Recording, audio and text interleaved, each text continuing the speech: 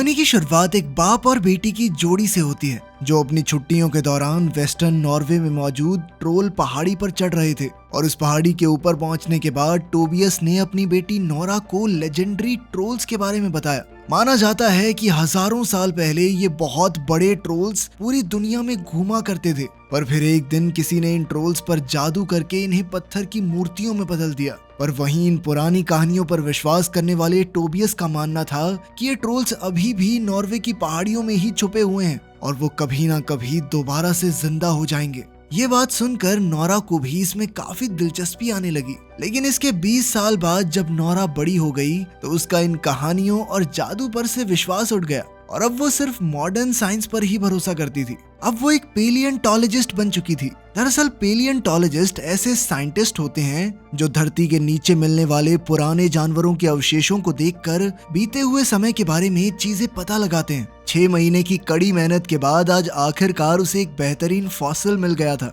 जिसकी खुशी में उसने अपने दोस्तों के साथ पार्टी करने का फैसला किया। वहीं दूसरी तरफ पहाड़ों पर मेट्रो स्टेशन बनाने के लिए तेजी से कंस्ट्रक्शन की जा रही थी और इस मेट्रो का रास्ता बनाने के लिए तेजी से पहाड़ों में धमाके किए जा रहे थे, जिसके चलते कई लोग इस कंस्ट्रक्शन का विरोध भी कर रहे थे। लेकिन उन सबको नजरअंदाज करते हुए इंजीनियर्स एक बार फिर से एक धमाका करने में लगे हुए थे। पर जब वो लोग गुफा के अंदर पहुंचे तो उन्हें कुछ अजीब सी आवाज सुनाई दी और इससे पहले कि वो कुछ समझ पाते अचानक से वहां की जमीन जोर जोर से हिलने लग गई, जिसके अगले ही मिनट उन इंजीनियर्स की नजर एक बहुत ही बड़े खतरनाक राक्षस पर पड़ी, जिसे देखते ही वो लोग तेजी से अपनी जान बचाने के लिए भागे। लेकिन पहाड़ों के गिरते हुए मलबे के चलते वो लोग गुफा के अंदर ही फंस गए। कुछ ही देर में इस हादसे की खबर नॉर्वे की आर्मी के हेडक्वार्टर्स में भी पहुंच गई, जिसके बाद जनरल ने एक जहाज को उस जगह की साफ तस्वीरें खींचने के लिए बुलाया ताकि वो लोग अच्छे से समझ पाएं कि आखिर वहां हुआ क्या है। इसके साथ ही जनरल ने इस बारे में प्राइम मिनिस्टर को भी सूचित करने का आदेश दिया और थोड़ी देर बाद ही नॉर्वे की प्राइम मिनिस्टर अपने एडवाइजर आंद्रियस के साथ तुरंत ही मिलिट्री बेस के लिए निकल गई, जहां रास्ते में उनकी मीटिंग डिफेंस मिनिस्टर से हुई, जिसने उन्हें बताया कि इस हादसे में कम से कम 50 से ज्यादा लोग मारे गए हैं। और इसके बाद उन्हें इस जगह की कुछ तस्वीरें दिखाई गई जिसमें धरती के अंदर काफी बड़े बड़े छेद दिखाई दे रहे थे और इन्हें देखते ही आंद्रियस को लगा कि ये किसी बहुत बड़े जीव के पैरों के निशान थे। लेकिन वो इन चीजों पर बोलने लायक नहीं था और उसकी बात को तुरंत ही अनसुना कर दिया गया। उधर नोरा अभी भी अपने दोस्तों के साथ पार्टी कर रही थी, पर तभी अचानक वहां एक आर्मी हेलीकॉप्टर आया जिसमें से एक फौजी उतरा और उसने नोरा को बताया कि उसे अभी के अभी प्राइम मिनिस्टर से मिलने के लिए बुलाया गया है।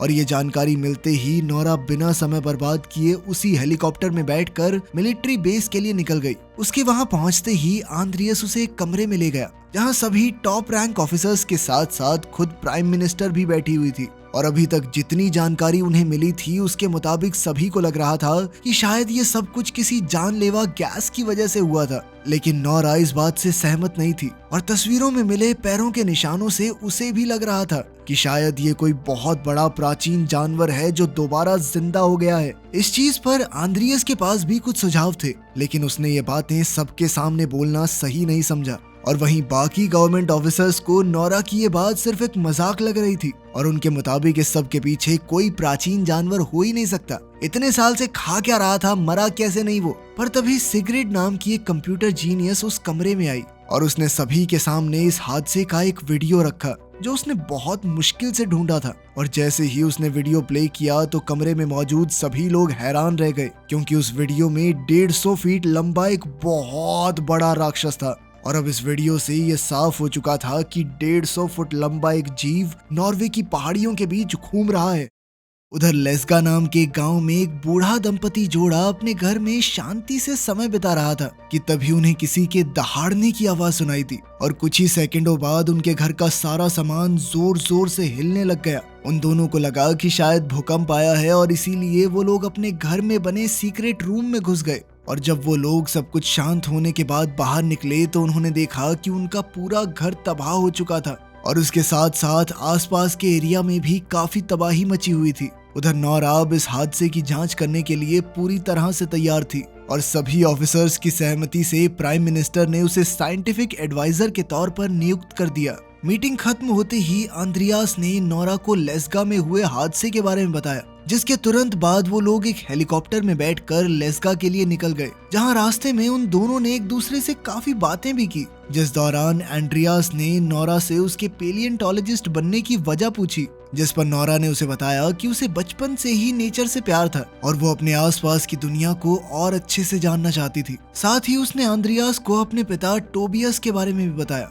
कि कैसे वो उसे बचपन में पहाड़ों पर ले जाकर उनसे जुड़ी कहानियां सुनाते थे, लेकिन बदकिस्मती से वो इन कहानियों में इतने ज्यादा खो चुके थे कि उनका असल जिंदगी से वास्ता ही कट गया और बीच में तो उनकी हालत इतनी ज्यादा खराब हो गई थी कि उन्हें एक मेंटल हॉस्पिटल में भर्ती करना पड़ा। लेस्गास में मची तबाही को देखकर नोरा और आंद्रियास दोनों ही काफी हैरान थे कि तभी उनकी मुलाकात कैप्टन क्रिस से हुई, जो फौज की तरफ से इस पूरे ऑपरेशन को संभाल रहे थे।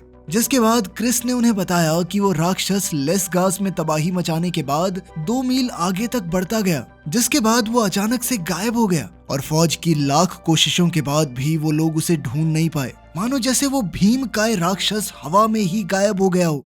इसके बाद उन लोगों ने उस बूढ़े कपल से पूछताछ की, जो उस वक्त तक काफी ज्यादा डरे हुए थे। उनके सीक्रेट रूम में छुपने की वजह से उन्हें कुछ ज्यादा तो नहीं पता था, पर फिर भी उस बुजुर्ग औरत ने उन्हें बताया कि उसे किसी जानवर के दहाड़ने की आवाज सुनाई दी थी, जैसे मानो किंग कॉन्ग उन पर हमला करने वाला हो। पर यह जानकारी किसी भी नतीजे तक पहुंचने के लिए काफी नहीं थी और इसीलिए नोरा ने खुद ही आसपास जांच करना शुरू कर दिया, जिस दौरान उसे एक काफी अजीब सी महक आई, जो उसे एक बहुत बड़े फुटप्रिंट तक ले गई। नोरा ने तुरंत ही उस पैर के निशान की जांच करना शुरू किया, पर उसकी लाख कोशिशों के बाद भी उसे वहां कोई बायोलॉजिकल सब्सटेंस नहीं मिला जिससे वो उस राक्षस की जांच करवा सके। और अब जब उनके सामने कोई रास्ता नहीं बचा था, तो आखिरकार नोरा ने अपने पिता से मदद लेने का फैसला किया, जो उस वक्त काफी दूर एक पहाड़ पर रहते थे, जहां जल्द से जल्द पहुंचने के लिए नोरा, आंद्रियास और कैप्टन क्रिस ने एक हेलीकॉप्टर का इस्तेमाल किया। पर जैसे ही वो लोग वहां पहुंचे तो टोबियस ने उन पर बंदूक तान दी,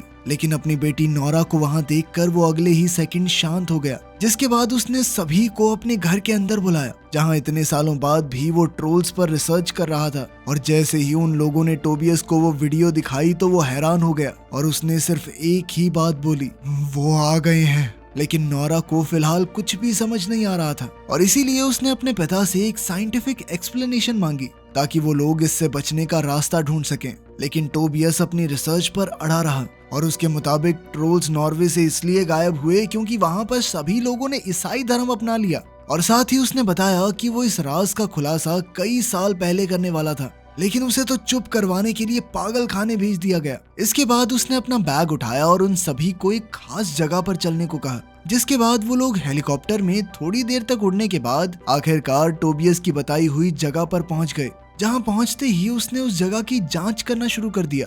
और कुछ देर तक आसपास देखने के बाद उसे एहसास हुआ कि वो जगह पूरी तरह से बदल चुकी थी। वहीं दूसरी तरफ नोरा को एक बार फिर से वही महक आई, जिसका नाम उसने हाइपर नेचर रखा हुआ था। और इससे पहले कि वो कुछ समझ पाते, तभी नोरा की नजर वहां मौजूद एक बहुत बड़े जीव पर पड़ी और ये कोई और नहीं बल्कि वही ट्रोल था, जिसने खुद को आसपास की जगह में छुपाया हुआ था। पर खुशकिस्मती से सभी लोग समय रहते हेलीकॉप्टर में बैठकर वहां से निकल गए और जैसे ही वो लोग एक सेफ जगह पर पहुंचे तो उन्होंने इंटरनेट के जरिए उस ट्रोल को सरकार को दिखाया। सभी लोग इतने बड़े ट्रोल को देखकर काफी ज्यादा हैरान थे और अब जब सभी लोगों को ट्रोल्स की असलियत पर विश्वास हो गया था, तो जल्द ही प्राइम मिनिस्टर ने ट्रोल्स के खिलाफ एक आर्मी ऑपरेशन की शुरुआत कर दी, जिसकी कमान कैप्टन क्रिस के हाथ में थी। और प्राइम मिनिस्टर से ऑर्डर्स मिलते ही फौज ने तुरंत उस ट्रोल पर खतरनाक ऑपरेशन की शुरुआत कर दी। लेकिन फौज की सबसे खतरनाक मिसाइल्स का भी उस ट्रोल के ऊपर कोई असर नहीं हो रहा था, वो उसका कुछ नहीं बिगाड़ पा रहे थे। और जैसे ही उस ट्रोल ने एक सिपाही को खाया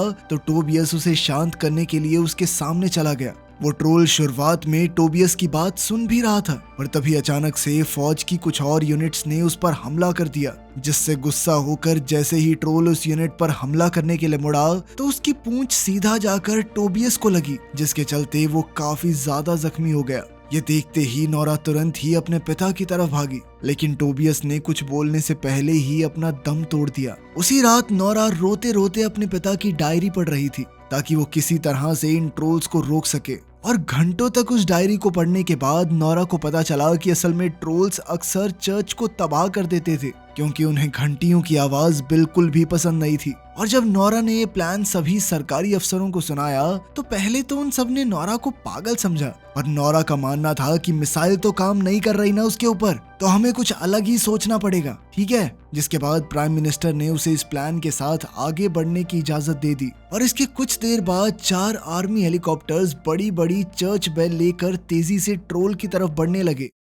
नोरा के इस प्लान ने शुरुआत में तो कामयाबी दिखाई, पर जल्द ही उस ट्रोल ने खुद पर काबू पाते हुए उन चारों हेलीकॉप्टर्स को तबाह कर दिया। और अब वो इतने ज्यादा गुस्से में आ गया कि उसने चारों तरफ तबाही मचानी शुरू कर दी। पर इसी बीच उस ट्रोल ने एक बच्चे की जान भी बचाई थी, जो कि ये साफ दिखाता था कि उस ट्रोल के अंदर भी शायद एक दिल है। इस हादसे के बाद दुनिया भर के न्यूज चैनल्स ने ये खबर दिखाना शुरू कर दिया, जिसके चलते आम नागरिकों में दहशत का माहौल बन गया था। और ठीक उसी वक्त प्राइम मिनिस्टर ने देश में इमरजेंसी डिक्लेयर करते हुए ओस्लो शहर और उसके आसपास के इलाकों को जल्द से जल्द खाली करने के आदेश दिए, क्योंकि ट्रोल तेजी से ओस्लो शहर की तरफ ही बढ़ रहा था। उधर अपने नाकामयाब प्लान के चलते नोरा को साइंटिफिक एडवाइजर की पोस्ट से निकाल दिया गया और दूसरी तरफ आंद्रियास को गवर्नमेंट के अगले प्लान के बारे में पता चल गया, जिसमें वो लोग ओस्लो के आसपास के शहरों में बड़े बड़े बम धमाके करके ट्रोल को खत्म करना चाहते थे। लेकिन आंद्रियास के पास इसे रोकने की पावर भी नहीं थी, इसीलिए उसने इस फालतू नौकरी से इस्तीफा दे दिया। हजारों लोग अपने घर और शहर छोड़कर भाग रहे थे, जिनमें नोरा और आंद्रियास भी शामिल थे। इधर नोरा को इस बात का दुख था कि वो देश को इस समस्या से नहीं निकाल पाई और इसीलिए उसने एक बार फिर अपने पिता की डायरी को पढ़ना शुरू कर दिया। इस बार उसकी नजर सिंडिंग नाम पर पड़ी, जो कई बार रिपीट हो रहा था। पर जब उसने इस बारे में आंद्रियास से बात की तो उसने बताया कि असल में सिंडिंग एक राजकुमार था, जो ओस्लो में एक महल में रहता था और इस वक्त वो देश का सबसे अमीर आदमी था। अब नोरा को लग रहा था कि शायद उनको महल में कोई सुराग मिल सकता है, इसीलिए उसने आंद्रियास से तुरंत ही गाड़ी को महल की तरफ मोड़ने को कहा।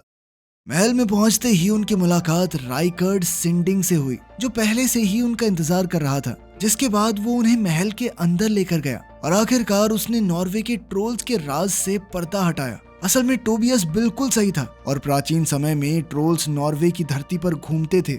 इसके बाद सिंडिंग उन्हें एक अंडरग्राउंड गुफा में लेकर गया, जहां उसने बताया कि असल में उसने ही टोबियस की जिंदगी बर्बाद की थी ताकि उनका सच बाहर ना आ जाए। और जब टोबियस सच में काफी करीब पहुंच गया था तो सिंडिंग ने ही उसे मेंटल हॉस्पिटल भेजा था और वो राज असल में महल के नीचे दबे हुए ट्रोल्स के कंकाल थे, जो सालों से सिंडिंग्स ने दुनिया से छुपाए हुए थे। और तो और ये महल तक ट्रोल किंग की गुफा के ऊपर बनाया गया था, जब ट्रोल किंग और उसके पूरे परिवार को क्रिश्चियंस ने खत्म कर दिया था। और असल में अब जो ट्रोल पूरे देश में तबाही मचा रहा था वो कोई और नहीं बल्कि ट्रोल किंग ही था, जो सिर्फ अपने घर जाने की कोशिश कर रहा था। इसके बाद सिंडिंग ने उन्हें बताया कि ट्रोल्स के लिए उनका परिवार सबसे ज्यादा जरूरी होता है और नॉर्वे की क्रिश्चियनाइजेशन के दौरान ट्रोल किंग को जबरदस्ती पहाड़ों में भेज दिया गया था, पर अब धमाकों की वजह से वो वापस आ गया है और अब वो ओस्लो सिर्फ अपने परिवार से मिलने आ रहा है। लेकिन नोरा और आंद्रियास तब ज्यादा हैरान हुए जब उन्हें पता चला कि असल में उनके सामने ट्रोल परिवार के कंकाल पड़े थे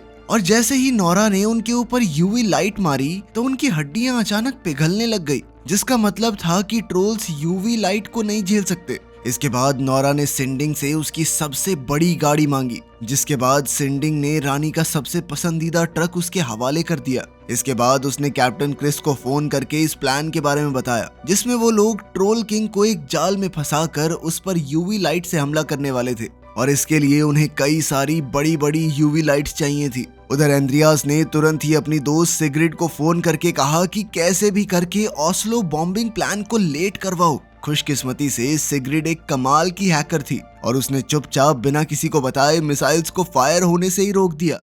उधर नोरा और आंद्रियास अपने ट्रक में ट्रोल किंग के बच्चे का स्कल लेकर घूम रहे थे और जानबूझकर ट्रोल किंग का ध्यान उस पर खींचने की कोशिश कर रहे थे, पर ये सब करके वो सिर्फ ट्रोल किंग को यूवी लाइट ट्रैप के पास ले जाना चाहते थे। और जैसे ही ट्रोल ने उस स्कल को तोड़ा तो उसे एहसास हुआ कि असल में अब उसके परिवार का कोई नहीं बचा है और वो इस बात से और गुस्से में आ गया। उधर मिलिट्री बेस में सिग्रिड को हैकिंग करते हुए रंगे हाथों पकड़ लिया गया, लेकिन तभी जनरल ने भी उसकी बात समझते हुए प्लान को खारिज कर दिया, क्योंकि अभी भी उस वक्त वहां कई सारे आम नागरिक मौजूद थे जो इन धमाकों में मारे जाएंगे। उधर नोरा और आंद्रियस किसी तरह से ट्रोल को लाइट ट्रैप तक लाने में कामयाब हो गए और उसके वहां पहुंचते ही कैप्टन क्रिस की पूरी टीम ने एक साथ अपनी लाइट्स ऑन कर दी और अब उनका प्लान कामयाब भी हो गया था, क्योंकि धीरे धीरे वो ट्रोल जलने लग गया। लेकिन उसे इस तरह तड़पता हुआ देखकर अचानक से नोरा का मन बदल गया और उसने एक एक करके सभी यूवी लाइट्स को बंद कर दिया, क्योंकि वो उसकी जिंदगी बचाना चाहती थी। लेकिन तब तक काफी देर हो चुकी थी, क्योंकि ठीक उसी समय सूरज उग गया। सूरज की रोशनी जैसे ही ट्रोल किंग पर पड़ी तो वो कमजोर होकर जमीन पर गिर पड़ा और एक पत्थर में बदल गया। उसकी मौत को देखकर नोरा को अंदर ही अंदर काफी दुख हुआ। जहां सभी लोग जश्न मना रहे थे, वहीं आंद्रियास और नोरा को अब भी ये चिंता सता रही थी कि कहीं इस देश में और ट्रोल्स तो नहीं बचे हुए। तभी प्राइम मिनिस्टर भी वहां पहुंच गई और वो नोरा के काम से इतनी ज्यादा खुश थी कि उनके पास उसकी तारीफ करने के लिए शब्द तक नहीं थे। लेकिन उनकी मुस्कुराहट उनकी खुशी को साफ जाहिर कर रही थी। कुछ दिन बाद वही हुआ जिसका डर था। अचानक से कई पत्थर दोबारा से हिलने लग गए, जिसके बाद अब एक और ट्रोल नॉर्वे के लोगों पर कहर मचाने के लिए पूरी तरह से तैयार था। मुझे तो ट्रोल किंग के लिए बुरा लगा, आखिर बंदा अपने घर ही तो जाना चाहता था। आप इस बारे में क्या सोचते हैं? कमेंट्स में जरूर बताना। मिलते हैं अगली वीडियो में।